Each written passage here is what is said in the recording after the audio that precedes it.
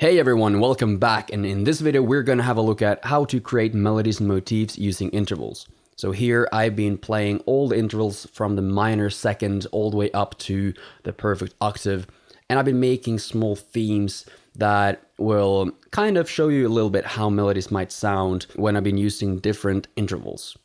When it comes to intervals, we have both major intervals, minor intervals, and perfect intervals.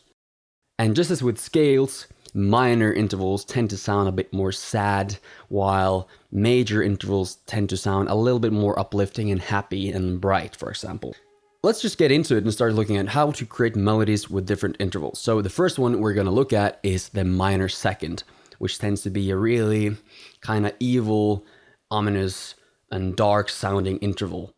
Most famous maybe in Jaws, and this is the interval.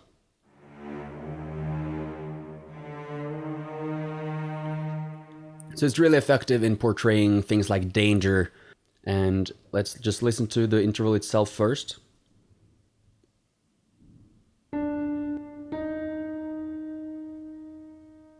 So there you have it. And what I've been doing is I've been creating a little melody here in violins and choirs that is an example of something that you can make with intervals.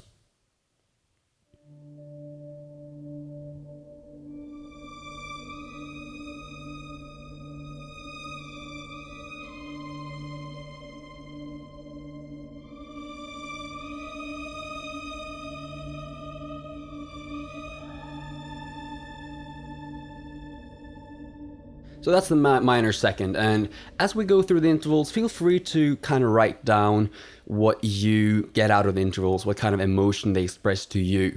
So I'm gonna try not to paint too many things in your head in terms of the emotion they portray, and rather just have you write down what they make you feel like, how they make you feel, because that's the most important thing when you're gonna make music on your own. Because it doesn't really matter what I think or what they make me feel like, because when you're making music, you need to choose the intervals and choose the scales based on what and how they make you feel. So let's move on to the the major second, which is like this. And this interval is not that much used as a defining interval because it's kind of neutral and it's usually more used as a passing note, for example, to the third. But let's take an example here again and listen to the interval isolated first.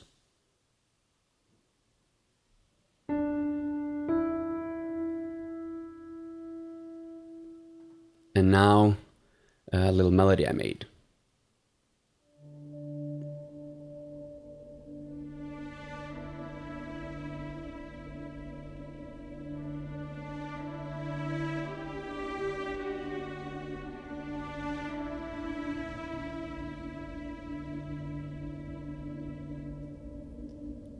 And what's important to note when it comes to intervals here is that the emotions the intervals portray are very, very dependent on the context they are used in and the harmonies underlying the interval. For example, a minor third, which you're going to look at next, which usually sound fairly sad. If it's used in on the top of a major chord, for example, like this chord. Let me get a piano here to show you what I mean. Then it sounds fairly different than if it's used with a D minor chord. So context is really important when it comes to intervals. And this is why in this video I've only been recording themes that are playing the intervals from the root note D. And I've also made a little drone in pads that's just keeping a low D while the melodies based on the intervals are playing, so you can hear the interval in its purest form without being colored by the choice of harmony. But harmony is something we're going to look at in later videos, so now let's stick purely to the intervals. Let's head into the minor third.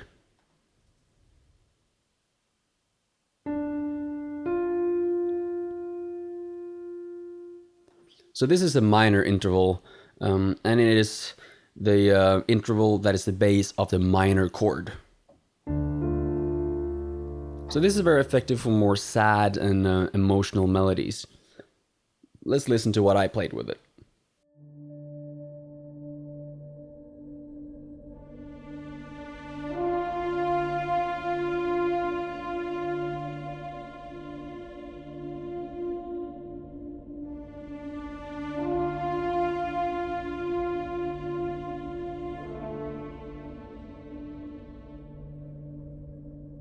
If you get some kind of specific feeling from this interval, feel free to write it down, and if you want to share it with the others in the comment field. Let's move on and listen to the major third.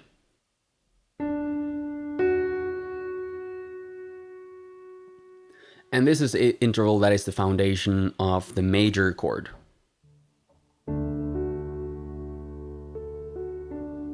Let's listen to the melody I made for it.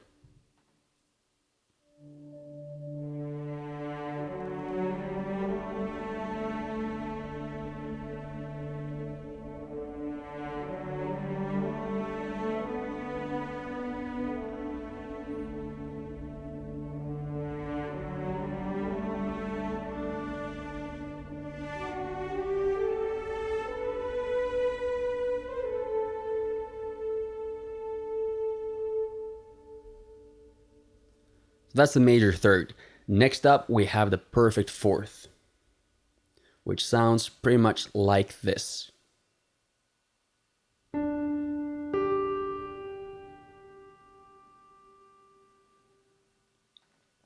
as you might be able to hear, compared to the minor and major third, it is not as clearly defined in terms of emotion. At least it's more transparent, it's more balanced, so it doesn't have such a clear sad or happy emotion. Let's listen to the theme I made for it.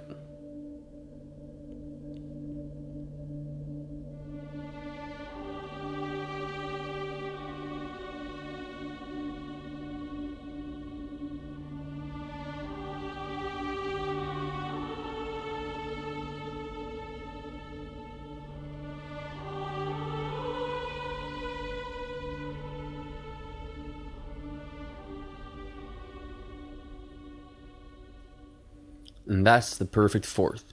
Now we're going to move over to the tritone interval, the augmented fourth or diminished fifth, depending on how you see it. It's basically the same note.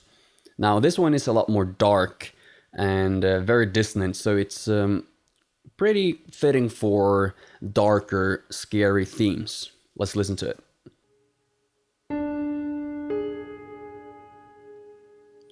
Now this interval is famous from, for example, West Side Story.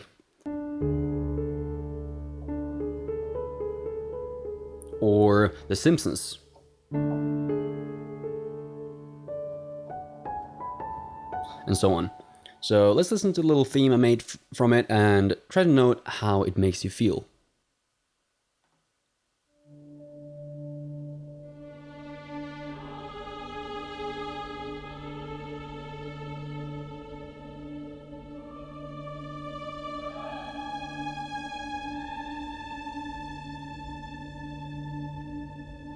So this is a fairly dissonant interval.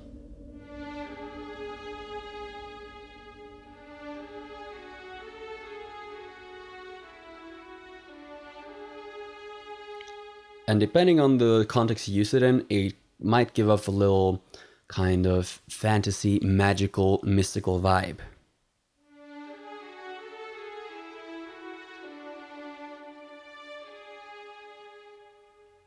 Let's move up, and we're gonna get to the perfect fifth, which again is a fairly transparent interval, but it's probably, to me, the most heroic interval you can possibly find, and is famous, for example, from the Star Wars theme.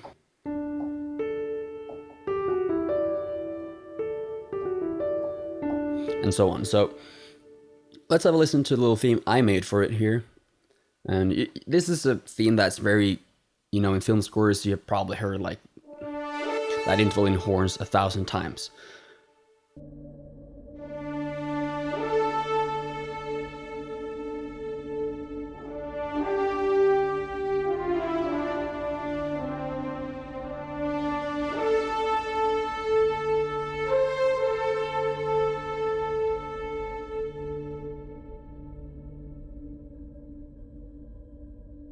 And again, this interval as well is very dependent on the scale and the context it's used in. For example, it sounds fairly different when it's used in a major scale.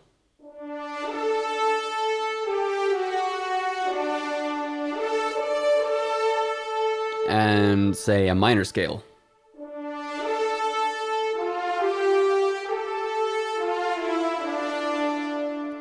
So as with any interval, the emotion and the feeling of the interval is going to be determined and defined a lot by the context and the harmony choices.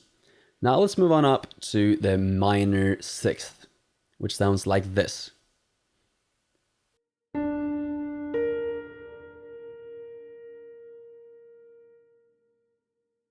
And this is a minor interval, and it has a little bit of a more longing, sad, and mourning feel to it. So here's a little motif or melody I made with it.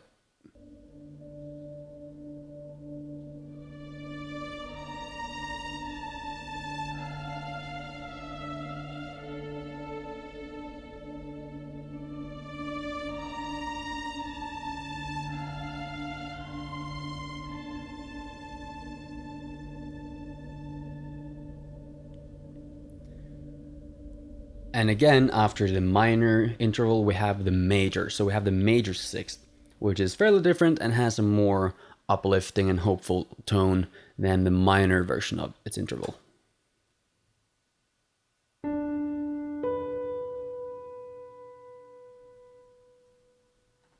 Let's listen to the theme.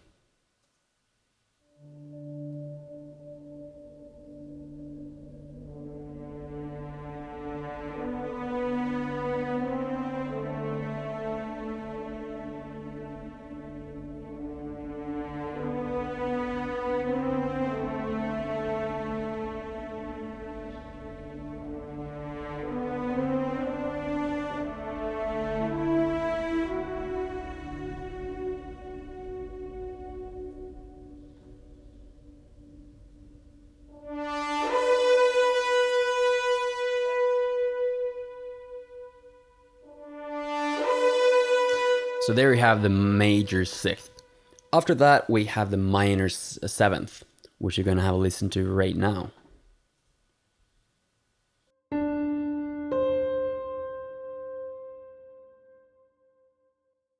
And this is an interval that might be a little bit harder to define than, say, the major third. So what does this interval make you feel like? Feel free to comment in the comment section.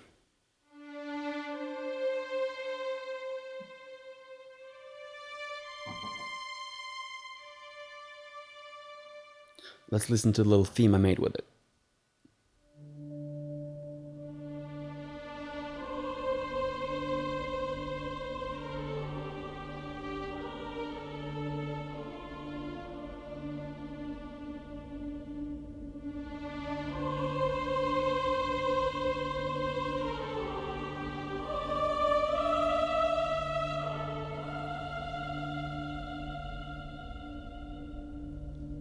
And we're getting closer to the end. It's time to look at the major seventh.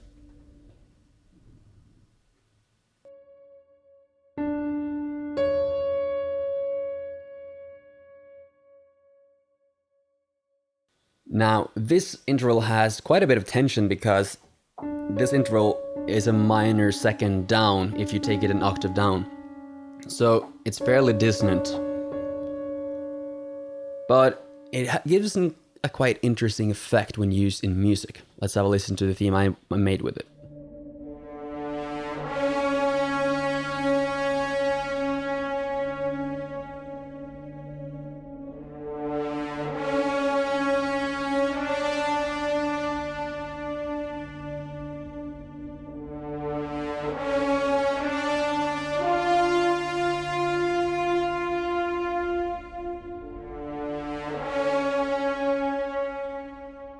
So the major seventh has a very dramatic feel to it.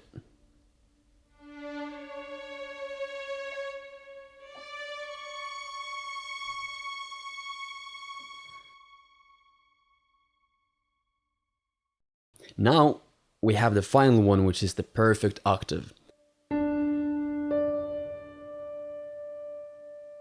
And this one sounds really balanced and really pure. So let's listen to a little melody that I made with it very quickly.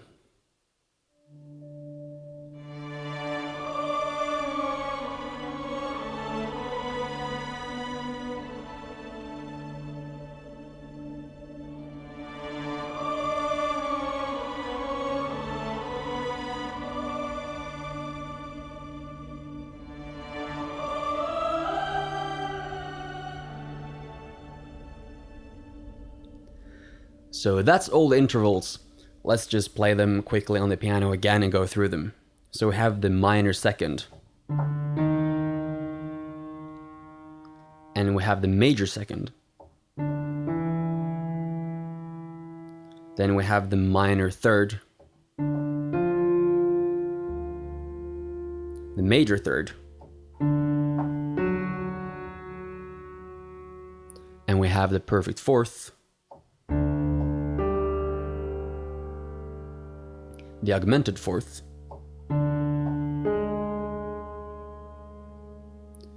the perfect fifth, the minor sixth, the major sixth, minor seventh,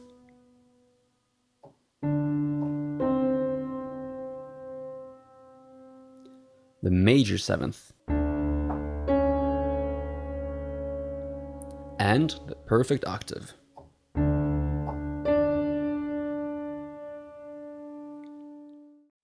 So I hope this has been helpful, and if you have any good tips for people to remember the different intervals, say movie themes or songs, feel free to post them in the comment section below.